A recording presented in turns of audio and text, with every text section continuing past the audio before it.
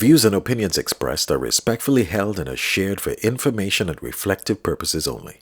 They're not intended as a substitute for professional care, nor should they replace advice from your clinician, therapist, or health provider who understands the specific details of your personal situation. What I share reflects the most truthful viewpoint I can offer at the time of this recording. As the Holy Spirit continues to reveal deeper understanding, I reserve the freedom to revise, expand, or even contradict previous perspectives because growth is part of the journey. Welcome to Well-Being with CJ Harrell. Candid conversations about life, health, and faith that encourage us to pursue our best selves. Here's CJ.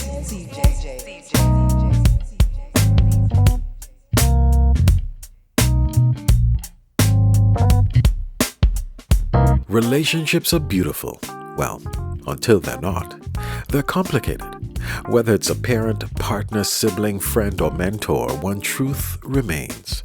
People are people, and well, people can be difficult. Not every connection is meant to last. Not every friend is meant to go the distance. And you know what? That's okay. Today we explore the three types of people in our lives: the leaves, the branches, and the roots, and why learning to position people properly is one of the greatest acts of self-care and spiritual wisdom you can practice. Let's talk about it. In today's episode, Not Everyone Can Go With You, learning who's for now, who's for later, and who's for life.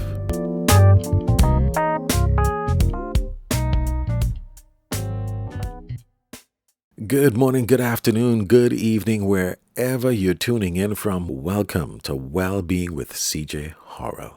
My name is CJ, and whether you're tuning in from your laptop, on the go, or during a quiet moment at home, remember you can stream the podcast on your favorite platforms: Apple Podcasts, Spotify, Amazon Music, iHeartRadio, and more.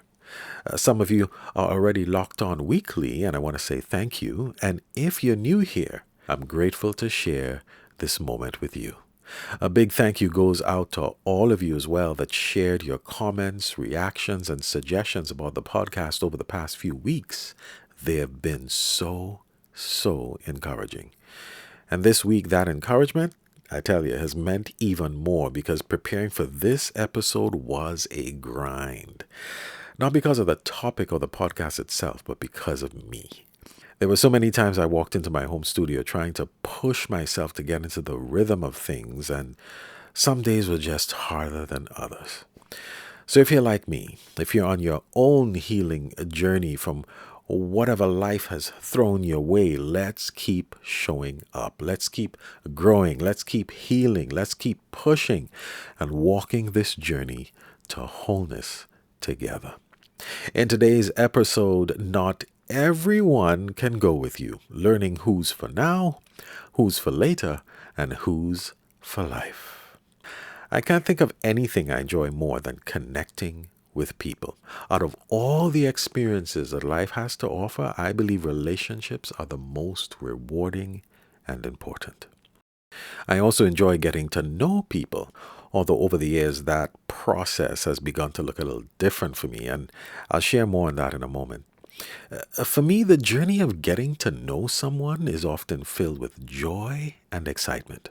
But as we all know, every relationship will eventually face challenges and the potential for conflict as time goes on. Now, that doesn't mean relationships are doomed to fail. What it does mean is that navigating the complexities and changes within a relationship takes effort. It takes understanding and a willingness to adapt from both parties. To really understand this balance, it helps to look at the natural stages of relationships, the beauty of how they begin, and the challenges that can emerge, and the ways we can navigate them with wisdom and care. So let's do that. The beautiful beginning. Even after some 30 years, I can still remember, like it was yesterday, the beautiful beginnings of my relationship with my best friend, Sean. Many relationships begin with a spark, the excitement of newness, the joy of shared experiences, and the sense that something fresh and meaningful is unfolding. In these early stages, it's easy to idolize one another, focusing on the best qualities while overlooking flaws. This season often inspires shared goals and dreams, giving a strong sense of the possibility for the future. These moments remind us why relationships are so valuable. They awaken hope, joy, and a sense of possibility. That was my experience with Sean. And despite living miles away from each other, to this day, he's one of my root friends. Challenges and potential downfalls. As time moves forward, relationships naturally encounter challenges. Differences in values, opinions, and communication styles can lead to conflict. The initial thrill may fade, requiring intentional effort to sustain intimacy and connection. Then there are external pressures from school or work, family, or personal responsibilities that can also add strain. Unrealistic expectations may give way to disappointment, and when communication breaks down, even small issues become bigger than they are. Over time, growth and change in individuals may also shift the dynamics of the relationship, creating new challenges to navigate. Yet these very changes test the strength of the bond, reminding us that love and connection are not just found, but built over time. Navigating the journey. The good news is that challenges don't have to mean the end of a relationship. Open and honest communication helps both people feel heard and understood. A compromise and flexibility make space for differences without breaking connection. And supporting one another's individual growth creates resilience, allowing the relationship to evolve alongside life's challenges. And when struggles feel overwhelming, well, seeking outside support from your tribe, your trusted friends, mentors, or professionals can provide the perspectives and tools needed to move forward. When we approach with openness, flexibility, and support, challenges don't have to end relationships. Instead, they can deepen them, making them more resilient and meaningful. And then there are the relationships we're born into. Family, relatives, and even our earliest bonds. These too carry their own struggles, filled with beauty, challenges, and opportunities for growth. But like I said earlier, for me, the process of getting to know people looks a little different now. You see, over the years, I've realized that some people are in our lives by circumstance and not by covenant. We may serve them, respect them, or even work alongside them, but that doesn't always mean that they're working with us. When someone shows me who they are, I believe them. Further to that, I place people into two general categories: those I'm able to have a reciprocal relationship with, and those that I serve. That has not only given me peace of mind, but the ability to better live in my divine purpose. Now, that's why discernment matters. Not everyone is meant to go where you're going. And if we don't recognize that difference, we risk carrying weight that was never ours to bear.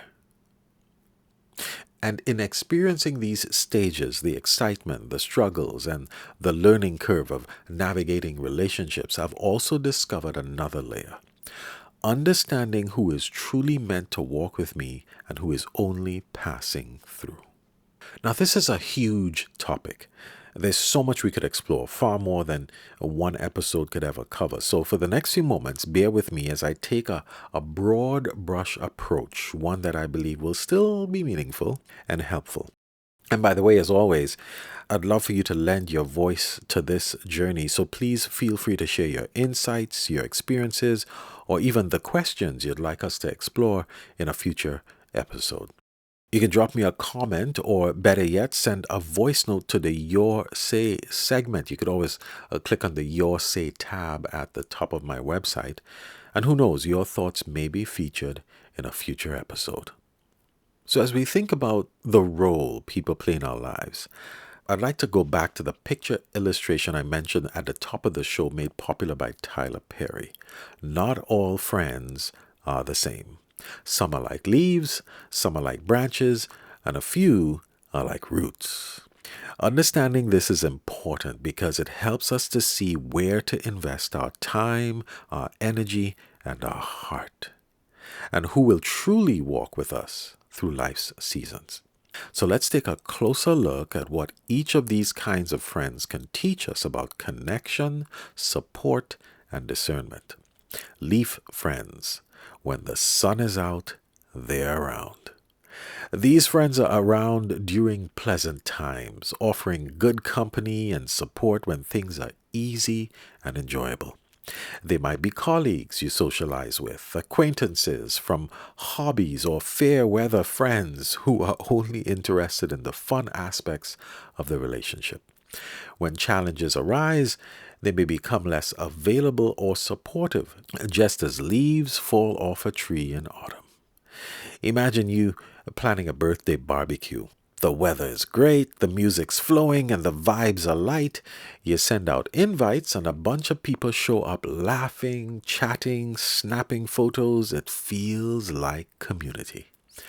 But fast forward 2 months later, you're going through a difficult breakup, you've lost your job, and you send out a different kind of message. No party this time, just a need for someone to talk to. Suddenly, the group chat is silent. Leaf friends. They may genuinely enjoy you, but their investment is seasonal. They may be in a life stage where they can't give deep commitment. Their priorities are elsewhere. Leaf friends. The relationship was born out of convenience, not covenant. They say things like, "Oh man, that's tough. Hope it works out," then disappears for weeks. We need to catch up soon, eh? But never make the effort to schedule it. Sadly, in these moments, we've mistaken shared activity for shared intimacy. We're doing life beside each other, but not with each other. They were good for the good times, not the hard ones. And that's not our failure, it's a misplacement of expectations. Have you ever noticed who disappears when the skies turn gray? By the way, leaf friends aren't bad people. They bring joy and light when life is good, but like autumn leaves, they tend to drift when the season changes. Ask yourself, who's here only when I'm winning? And equally, who am I only there for when it's easy? Okay, branch friends. They can hold you, but only so long. These friends are stronger than leaf friends and offer more consistent support, like branches that provide a place to rest or offer some shade.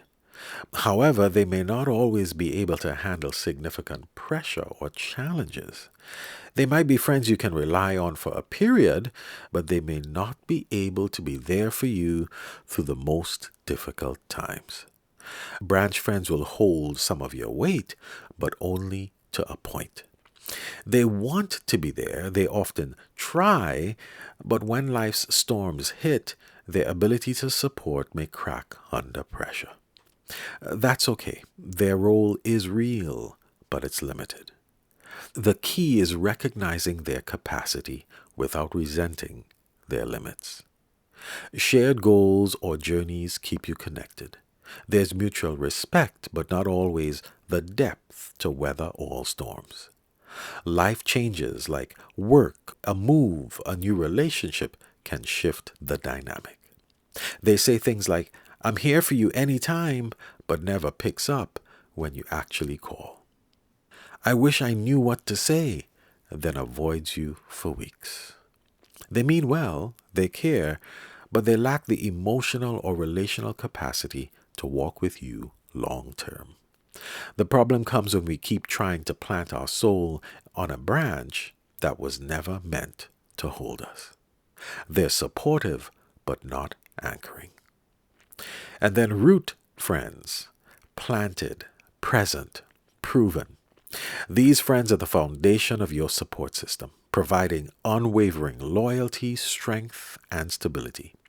They are there for you through the thick and thin, offering deep and lasting support, much like the roots of a tree that anchor it firmly in the ground.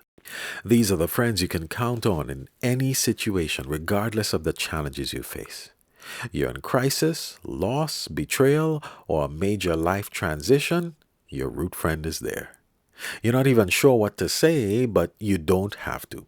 A friend shows up with soup or just sits quietly beside you while you cry. They've seen you messy, angry, faithless, and they still stay. They know the details, the backstory, the pain, and they don't flinch. Root friends aren't always loud, they don't need a stage, but their loyalty runs deep. They're the ones who don't need updates to show up, they just know.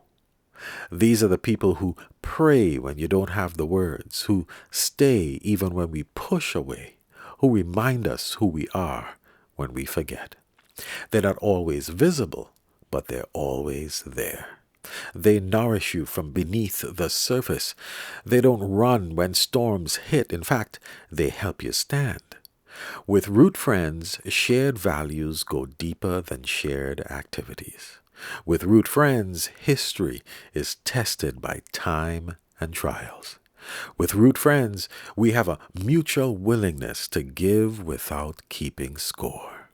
They say things like, I don't have the words, but I'm not going anywhere. You don't have to explain, I've got you. This is hard, but I know you'll rise. Root friends don't need to be convinced of your worth. They don't perform love, they are love. And sometimes we miss them because we're still chasing validation from people who only knew the easy version of us. Remember the natural stages of relationships we spoke about earlier? Well, with root friends, shared hardship forges trust. Consistent showing up flows over months and years, not just moments. Vulnerability is exchanged, not just with one person opening up, but both. A mutual investment means each person cares for the other's growth, not just their own needs.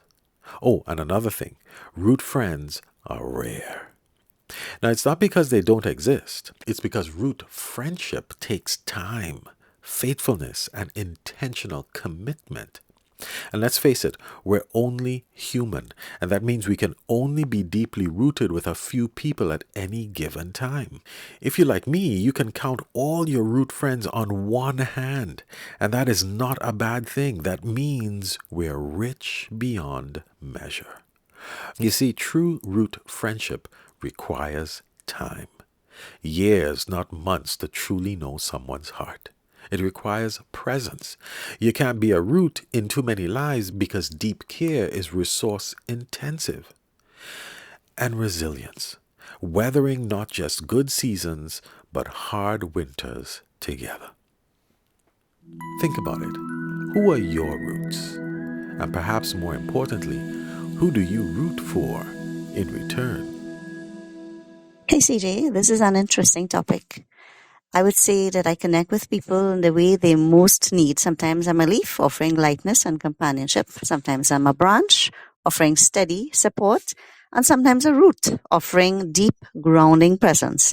The form changes, but the heart behind it is still the same. So I recently moved back to Trinidad. I was away for a couple of years. And you have friendships, you have your people that you laugh and you go out with.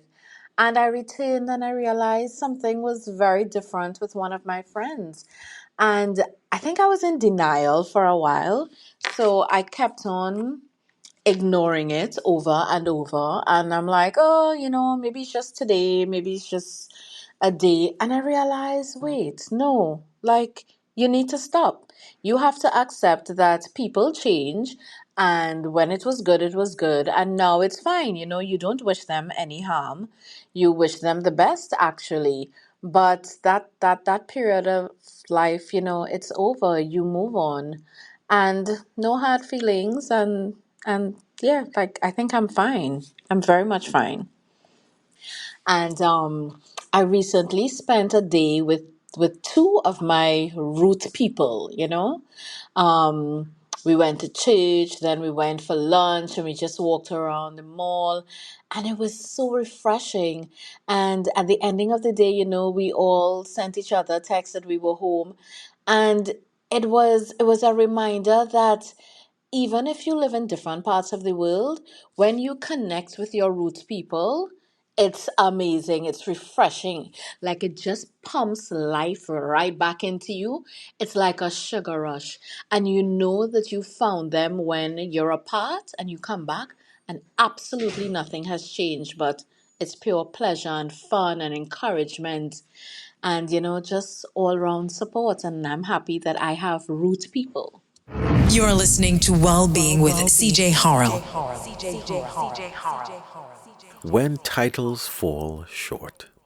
I've learned that we should never confuse a title with trust. Let me explain. I'm an island boy, and if you know anything about the islands, at least during the time I grew up, our parents placed a strong emphasis on respecting our elders and leaders. We were taught to address anyone older than us with the appropriate title: ma'am, sir, mister, miss, aunt, uncle, and so on. We never dared call someone older than us by their first name. Now, while this instilled respect and professionalism, particularly in formal settings or with people in position of authority, it also had another side.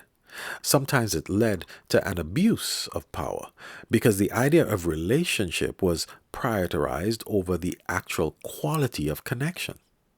When someone falls short of the expectations that come with a title, or abuses the power it grants, it can cause disappointment, resentment, and even a breakdown in trust.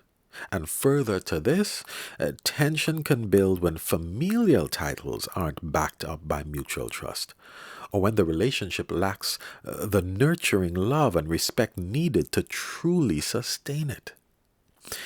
I remember the first time I experienced the chasm that can exist between a title and a relationship.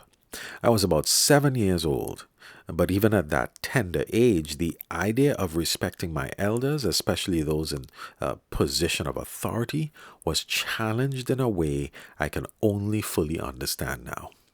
It was a sunny afternoon after school. My father was in a day-long meeting, and I was waiting for him to finish. The meetings were held on a university campus, a kid's dream. I could spend hours exploring, and that day was no different. At one point, I ran back inside to use the bathroom. Passing one of the meeting rooms during a break, I overheard a group of my father's peers talking. Their voices were hushed but sharp. They were speaking ill of someone. Even in my young mind, I knew this wasn't uplifting talk. I tried to slip by quietly until I realized who they were talking about. It was my father. The man they were criticizing was the same man I saw every day working hard, leading with integrity. And here they were, leaders, men I had been taught to respect and obey, tearing him down behind closed doors. That was the day I learned a painful truth. A title doesn't guarantee character, and authority doesn't always mean honor. That moment stayed with me. At 7 years old, I didn't have the words for it, but I felt it in my spirit. The crack between image and reality, between a role and a relationship. It taught me that while we can honor the position someone holds, we should never confuse a title with trust. Sometimes we ignore the signposts in the ebb and flow of our relationships. We see the distance growing, the trust fading, but we keep holding on. Why? Because we let societal or family titles put us in chains.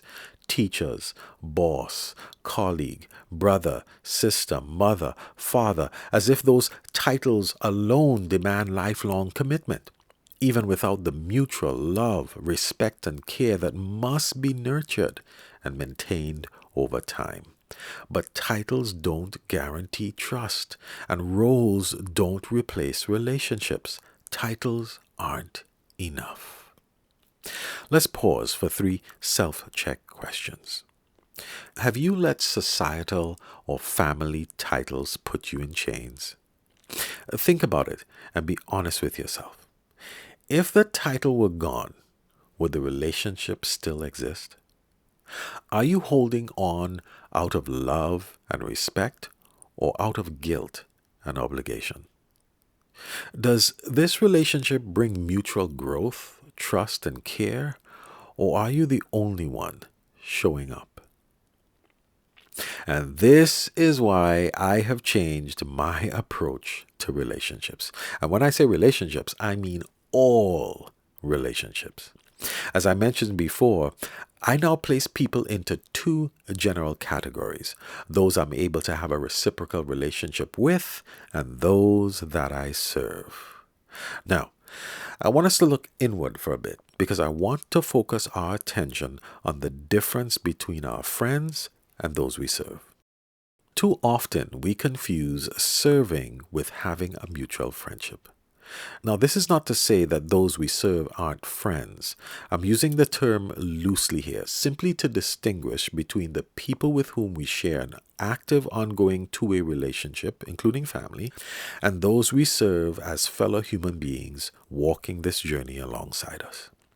There's great value in learning how to position ourselves for service, even above friendship, when the situation calls for it, because it keeps expectations clear and it prevents unnecessary emotional strain. Before we dive into this service model, let me ask you this. What kind of friend are you? As you think about that question, keep this in mind. Being a leaf isn't always a bad thing. Seasons change, and sometimes that's simply the role we play in someone's life. I've had seasons in my healing where I was a leaf friend, and that's all I could be at the time as I held space for me. The same goes for being a branch. Branches provide support and strength, but they too have limits. And roots, while few, anchor us in the deepest ways. The goal isn't to be a root for everyone. That's not realistic, nor is it healthy. The real goal is to be honest about the kind of friend you are and intentional with the ones you're most deeply connected to. That's the heart of this self-exploration that we're going to get into. And when I ask you the question, what kind of friend you are, it's not about judgment, it's about clarity. Am I showing up as a leaf, a branch, or a root in the lives of others? And who in my life is showing up that way for me? Okay, so let's get into this self-assessment. What kind of friend are you? This will help you to get a clearer picture of the kind of friend you are. And remember, this isn't about judgment, it's about awareness. Now, here's what I'd like you to do. And you might want to press pause on this as we go through this process together. Number 1, if you can, grab a pen and paper right now. If you're driving, at the gym, or somewhere where you can't, no worries. Just listen through and make a mental note. You can always come back later and do it in more detail. I'm going to read 5 questions. For each one, answer honestly with A, B, or C, whichever describes you best. Don't overthink, just go with your first instinct. When you've answered all 5, take a moment to notice which letter you chose most often.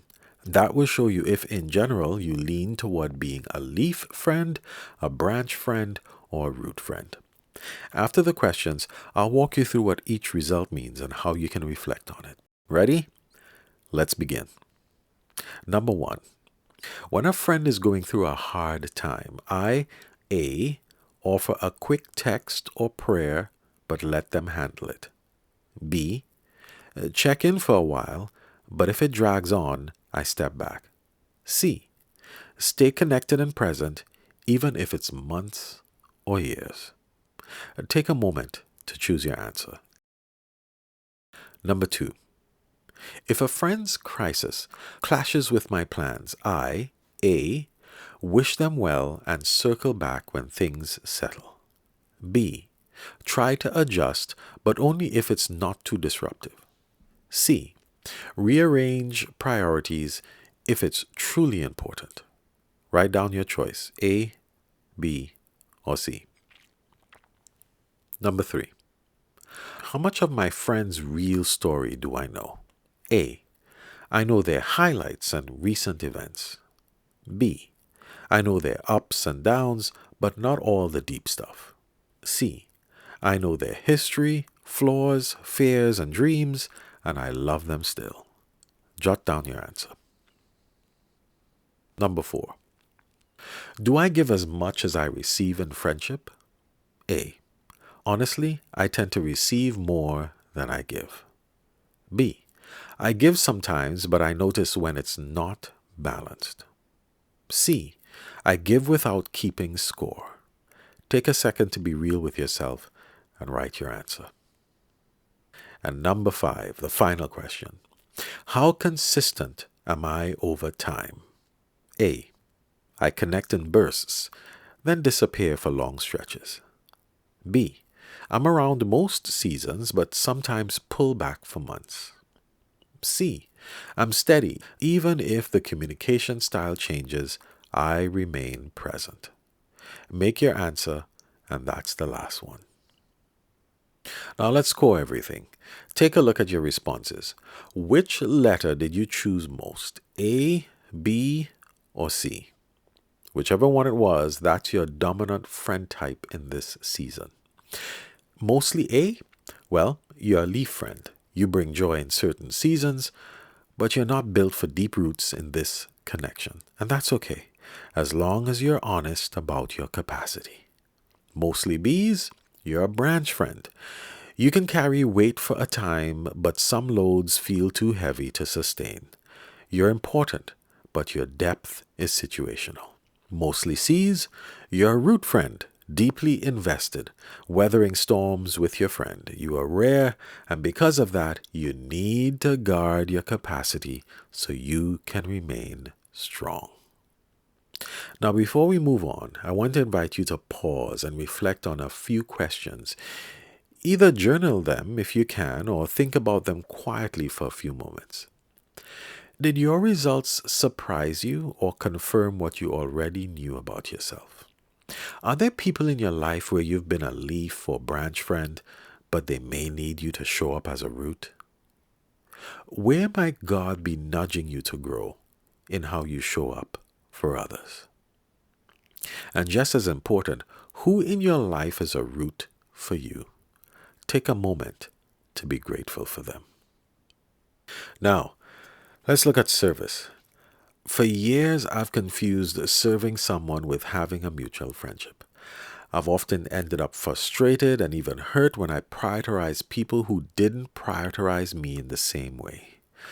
Sometimes it was because they didn't share my values. Other times, I got too close to the wrong people and created unhealthy codependent ties. Those unhealthy attachments. Trying to my detriment to maintain a mutual relationship, thinking that was what it meant to be a good friend.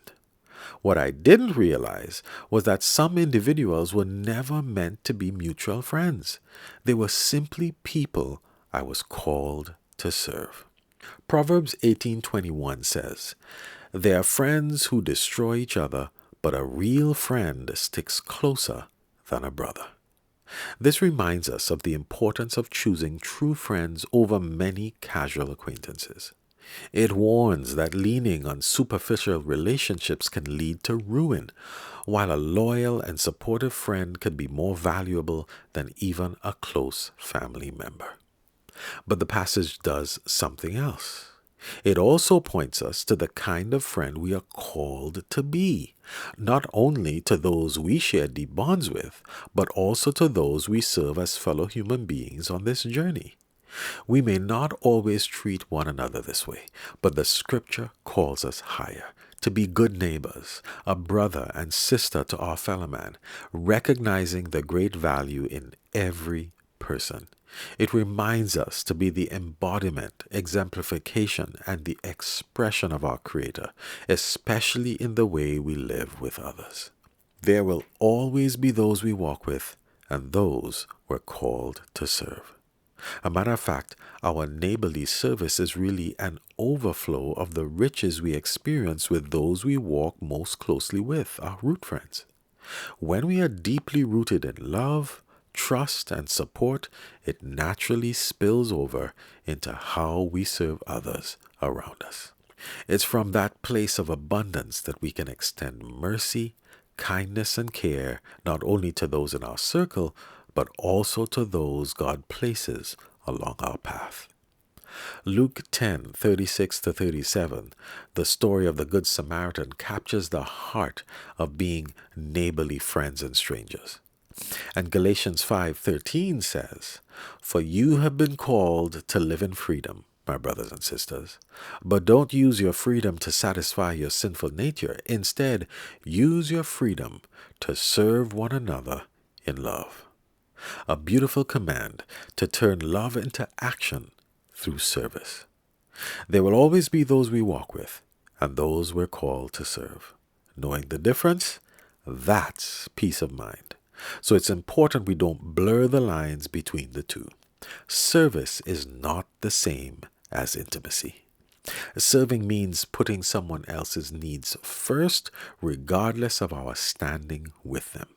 It means showing neighborly love, compassion, and kindness in how we live, being a good neighbor, a caring citizen, a safe place.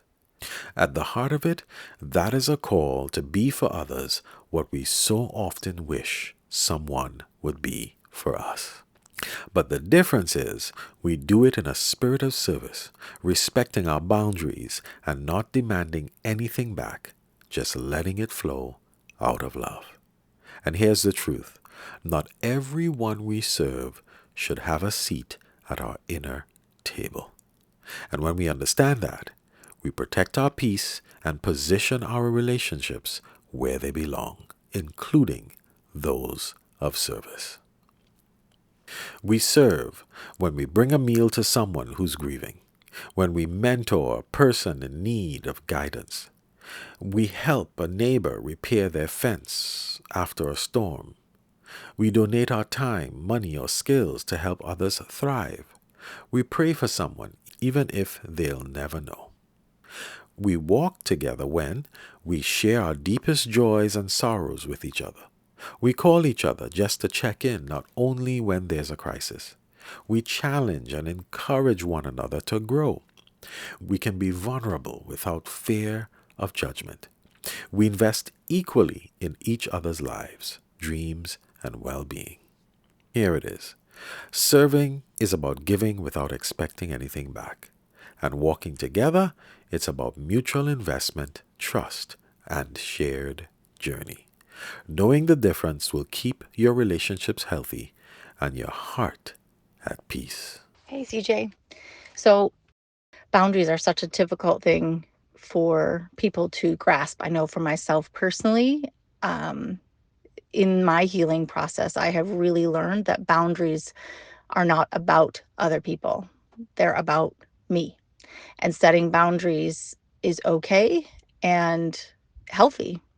And boundaries mean for me is what the definition for me is what is acceptable, what I will allow as acceptable behavior from another person or another interaction in my life. And that has been a struggle for me to learn and accept that it is okay to have boundaries and you're not a mean person and you're not judgy and you're not all of these horrible things you can create in your mind. But boundaries are good and healthy and okay to have, and they are about me.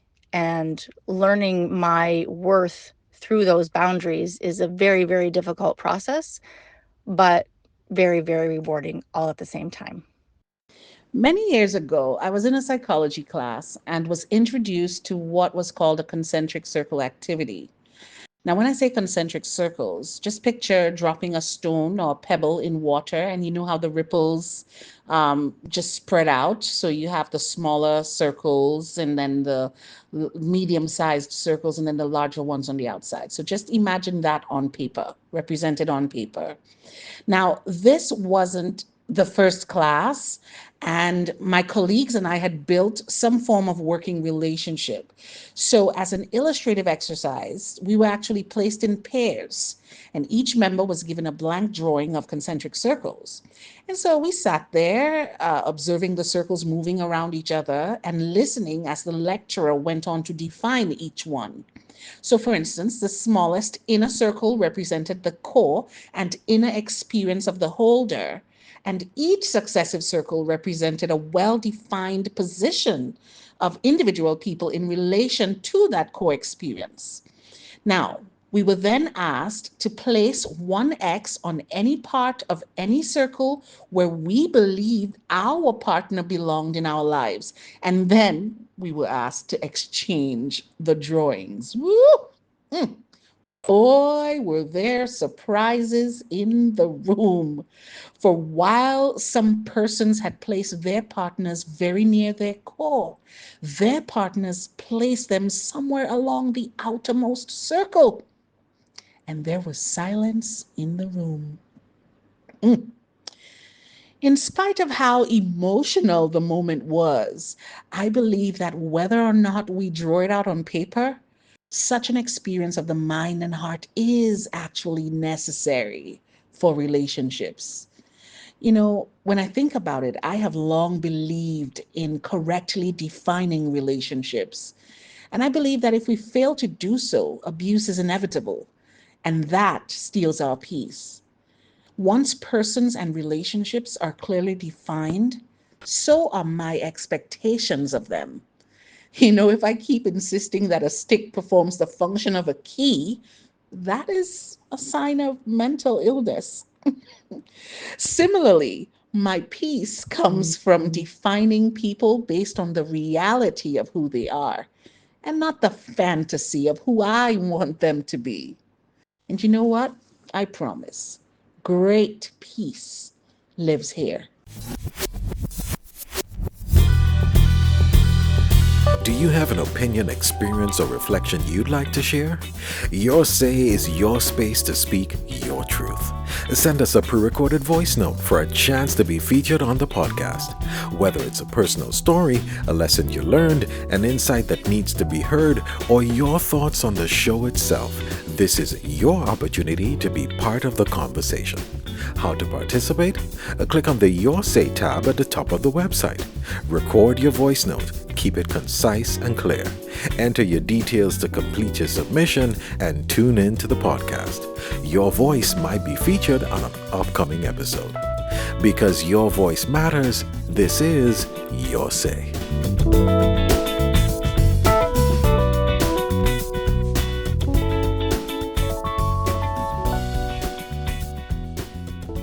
Friendship is one of the ways we reflect God's image to each other. Every act of love, patience, encouragement, or truth-telling is a glimpse of Him through us. So when we nurture the image bearer within, we give those around us a gift they can't get anywhere else, a glimpse of God through a genuine, healthy relationship. How do I nurture the image bearer in me so I can show up healthily for others? How do I care for my own heart, spirit, and boundaries so that my presence in relationship is life-giving, not draining? Take time for reflection, prayer, and journaling. Whatever helps you stay connected to your values and purpose. Make it a point to prioritize self-care, emotionally, spiritually, and physically, so you have the capacity to show up fully for others. And remember, no one can pour from an empty cup. How do I reposition someone in my life, adjusting closeness or expectations without guilt, confrontation, or resentment? How can I do this with grace, honesty, and love? We don't have any control over how one may respond, but we do have control over ourselves. Communicate clearly, but with kindness. Focus on your needs and boundaries rather than pointing out the other person's shortcomings.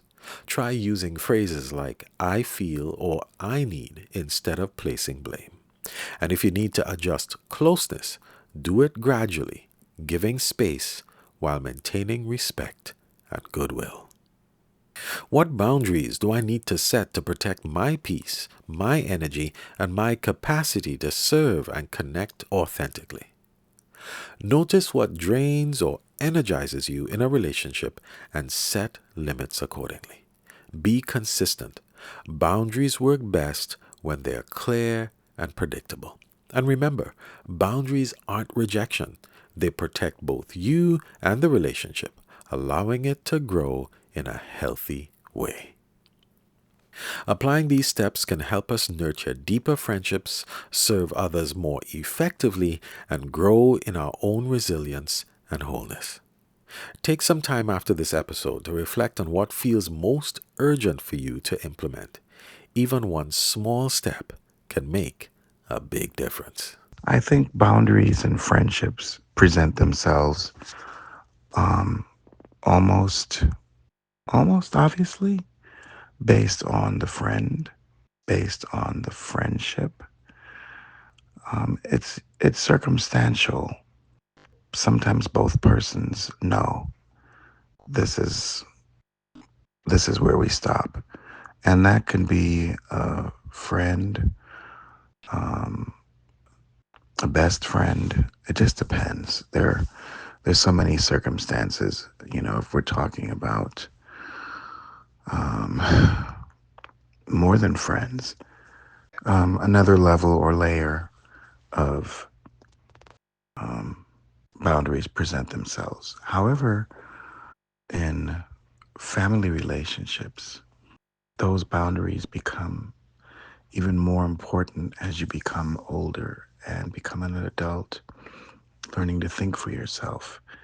They're absolutely necessary, and they are necessary to your growth and development.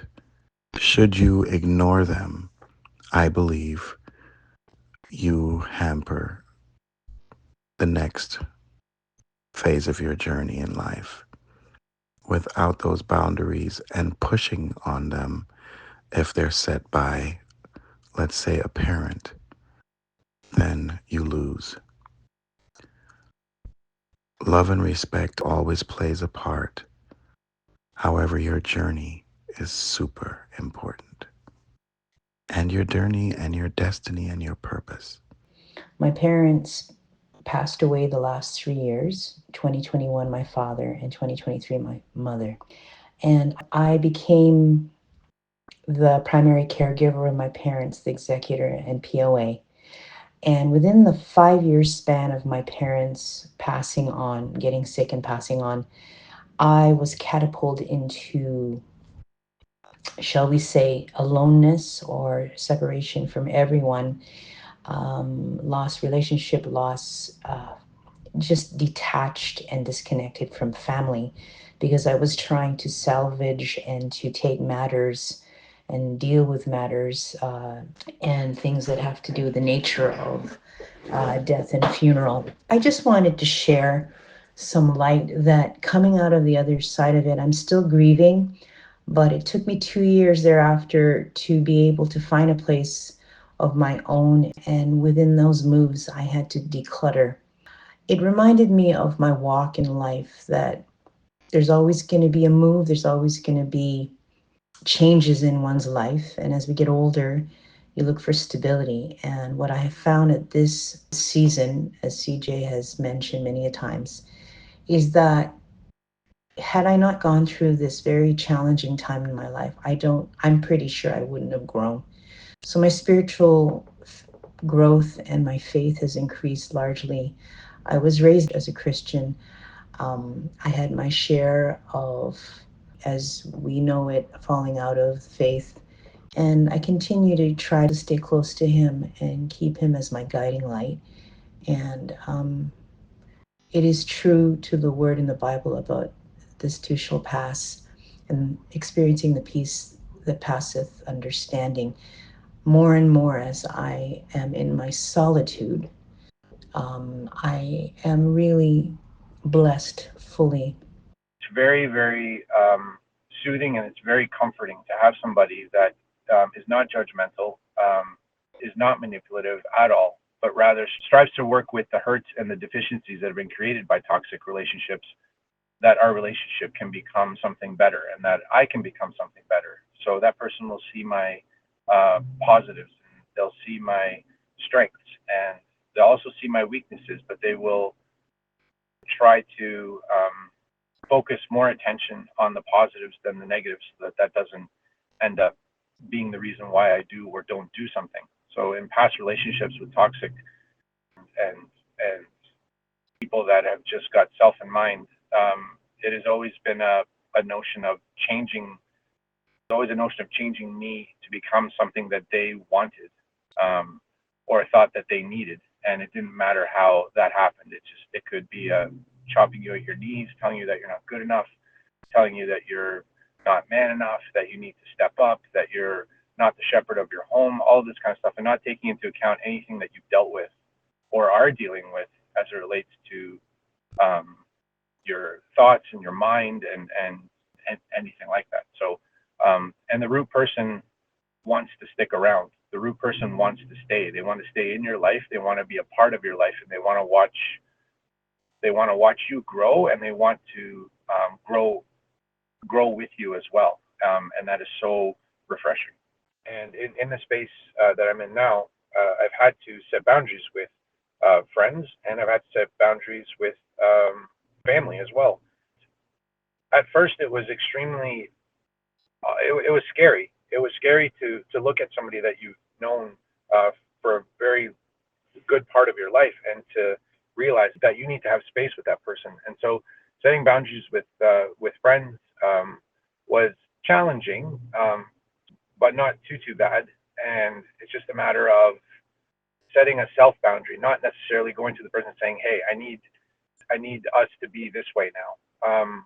Family is a different story, though, and I've had to do it with family as well, and that has been extremely difficult because, like, family, and I'm talking blood family, so that is family that you've known your entire life, that family that raised you or helped raise you, and you're realizing who that person is now and what that person brings to the table, and how you have to put space between you and that person. And sometimes you have to actually tell them, and it's very, very difficult. But I can honestly say that when it's happened, you have way more peace for yourself.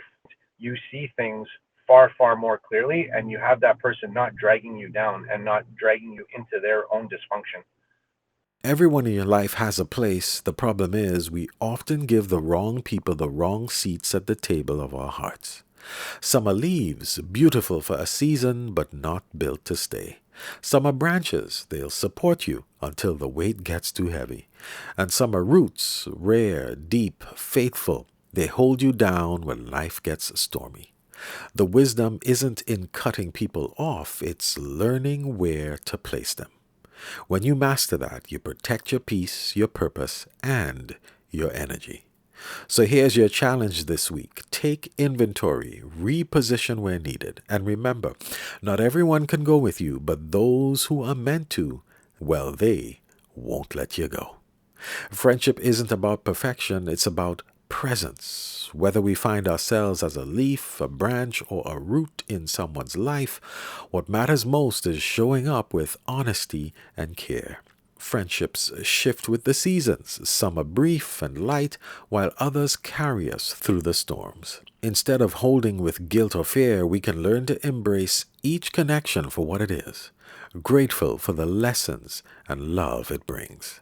And when we set healthy boundaries, we're not pushing people away, we're creating space for our relationships to breathe, to grow, and to flourish in freedom. That's the kind of friendship that sustains, and the kind that reflects the best of who we're becoming.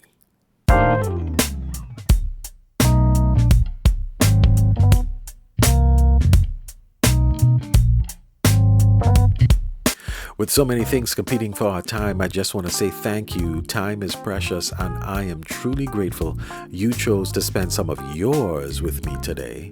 Until next time, remember, don't stay on the sidelines. Consider this your invitation. Grow with me. Heal with me. Don't just listen, lean in. Join the well-being family. When you engage, you're not just supporting the podcast, you're becoming a part of the healing, a change agent, a light bearer, a living invitation. So, subscribe, leave a review, share your story, or share the episode with someone who needs it. Let's make well-being more than a conversation. Let's make it a movement. There's space for you here. I'm better with you. Thanks for listening. Stay tender, stay courageous. Until next time.